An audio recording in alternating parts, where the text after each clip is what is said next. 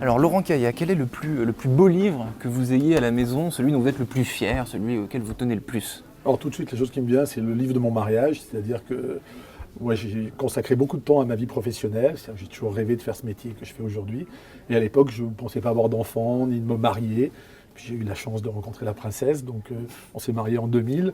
Et voilà, c'était à cette époque-là, c'était pas encore, les albums n'étaient pas encore de mise au sens imprimerie du terme. Ouais. Voilà, après des sites internet se sont développés dans ce sens-là. Et moi j'ai imprimé, puisque c'est mon métier, un livre sur toutes les photos pour offrir à tous nos invités. Voilà, donc ça sera à jamais le plus beau livre de ma vie. Le plus beau livre de votre vie et le plus beau jour, il existe en combien d'exemplaires cet album Oh, c'était 250 exemplaires. Voilà. Ouais, quand même.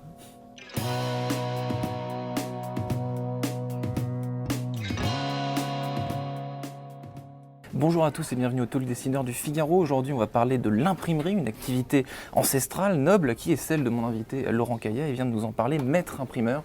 Avez-vous mis sur votre LinkedIn? Vous êtes PDG de la manufacture d'histoire de Pont, une grande et belle histoire familiale, je crois, qui a démarré quand? Oui, c'est mon grand-père qui a créé la manufacture en 1935 à Grenoble, dans l'Isère. On est ici de province, voilà, et à l'âge de 23 ans, mon grand-père a appris le métier d'imprimeur, puisqu'à 14 ans, il était orphelin. Alors, souvent, on dit des gens ont des vies difficiles ou compliquées.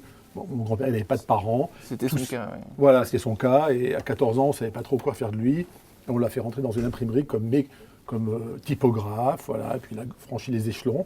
Puis il m'a toujours dit, j'ai toujours eu en tête d'être mon propre patron. Donc il a créé l'imprimerie des Deux Ponts en 1935. Pourquoi l'imprimerie des Deux Ponts?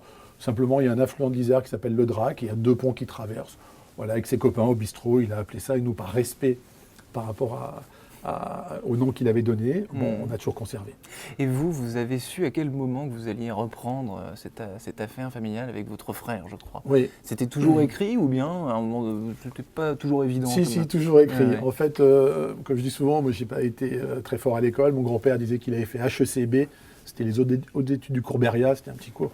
Moi, c'est pareil. Moi, j'ai arrêté l'école en première. Je n'ai pas fait HEC. J'en aurais rêvé, hein, mais je me suis pas bien entendu avec le corps enseignant, puisque depuis tout petit, au plus loin que je me souvienne, on me demandait tu veux faire quoi plus tard. Et moi, je m'étais patron imprimeur. Donc, je pense que l'éducation nationale, je dis souvent, n'aimait pas trop le patronat. Je pense que les choses ont évolué dans le bon sens. Mais à l'époque, donc depuis que je suis né, depuis tout petit, j'ai toujours voulu être imprimeur. Voilà. Les choses ont évolué dans le bon sens. Vous êtes labellisé entreprise du patrimoine vivant, c'est quand même quelque chose. Dans votre manufacture, il y a 34 métiers qui sont représentés, relieurs, sérigraphes, etc.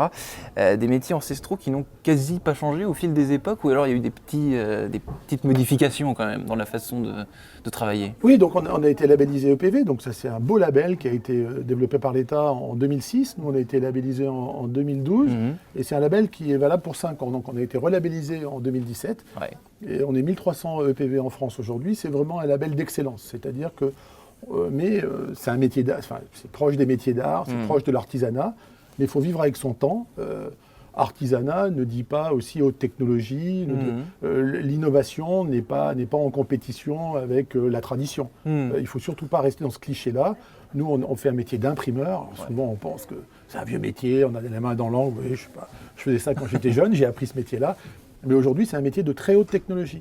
On travaille avec un point qui fait 14 microns. On doit superposer 4 points qui font tous 14 microns. Nos machines, elles valent des millions et des millions d'euros. C'est de la haute technologie. C'est pas médiéval, quoi. Le high-tech, c'est aussi chez nous dans ces vieux métiers. Exactement. Et le label EPV nous a fait du bien, au sens nous a donné, valorisé tous les savoir-faire, en externe vis-à-vis des clients, mais aussi en interne. Nos collaborateurs, mon grand-père les appelait ses ouvriers, moi je les appelais mes collaborateurs, et maintenant on les appelle nos artisans, pour donner de la noblesse dans leur action. Parce que quand on réalise des belles éditions, vous me demandez le plus beau livre, c'est un livre sentimental, mais le plus beau livre que j'ai fait, c'est techniquement. Et ce qui est intéressant quand on partage cette technique, c'est qu'une fois que l'ouvrage est fini, on se met tous autour et on partage quelque chose qui est une réalisation commune, quoi, et qui vient de l'entreprise, qui est un bien commun. Vous parlez de cette technique, on parle beaucoup, quand on parle de ces métiers, de savoir-faire français. Est-ce qu'en France, on est à la pointe sur cette activité? Bien sûr. Et souvent, on ne le reconnaît pas. C'est-à-dire que, alors on est en France, on fait partie de l'Europe, bien entendu, mais souvent, les Français, je parle des musées ou de l'administration, sont vraiment exemplaires dans les appels d'offres européens, que nos voisins européens ne le sont pas du tout. Ça veut dire que moi, j'ai essayé d'aller démarcher d'autres pays européens. Vous pouvez aller voir un musée à Milan, vous n'attraperez jamais un catalogue, c'est impossible.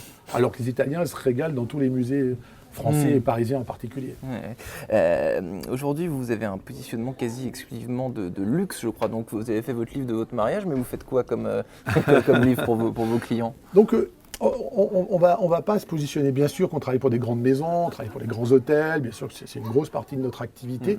On va essayer de donner le réel pouvoir au papier. Je pense que le papier a été galvaudé, on l'a accusé de polluer, d'être non recyclable. C'est une matière qui vient de la cellulose, vous plantez une graine, vous coupez l'arbre, et c'est un arbre qui est dédié à faire du papier, donc ça ne pollue pas. Mais simplement, pendant longtemps, on a essayé de faire croire, mais on le fait croire encore, que le papier est un vieux média. Le Figaro est issu aussi du papier, et je pense que c'est encore une grosse activité pour nous aussi. Et c'est vrai que le meilleur influenceur des médias, c'est le papier. La façon d'apprendre, on apprend mieux en lisant un livre papier qu'en lisant une tablette.